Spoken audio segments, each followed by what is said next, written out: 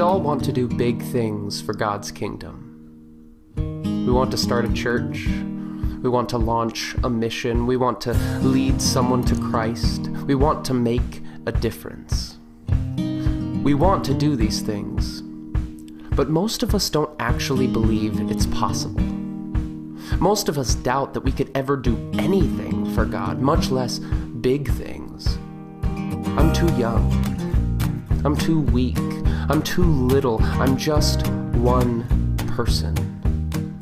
Most of us severely underestimate the power that little things have to make a big difference. When I look at the scriptures, though, it becomes painfully obvious that little people can live gigantic lives. Little actions can have a huge impact. Little words can leave a lasting impression, and little things can make a big difference. If you've ever doubted the power of the little things, then I've got a few friends you should talk to. Talk to the mustard seed, who, though it is the smallest of all seeds, when it grows, becomes the largest of garden plants. Talk to Abraham, who was one man, but gave birth to an entire generation. Talk to Moses, whose tiny action of raising his staff out over the water parted the Red Sea, allowing God's people to walk into freedom.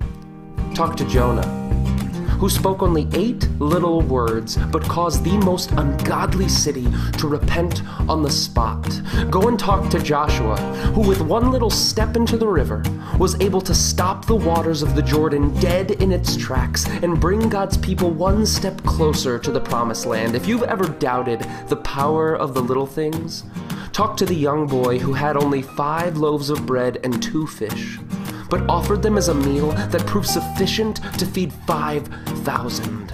Talk to Elisha, who simply picked up his shovel to dig a few ditches, and the Lord brought a downpour into the desert.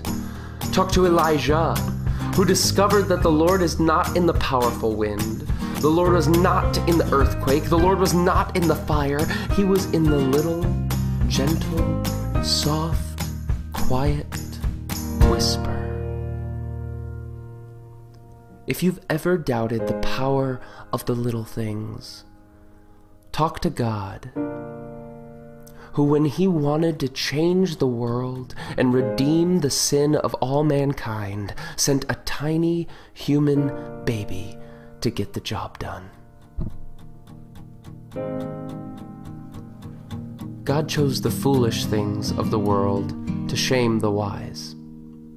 God chose the weak things of the world to shame the strong, and I believe that God chooses the little things of the world to make a big difference in the kingdom.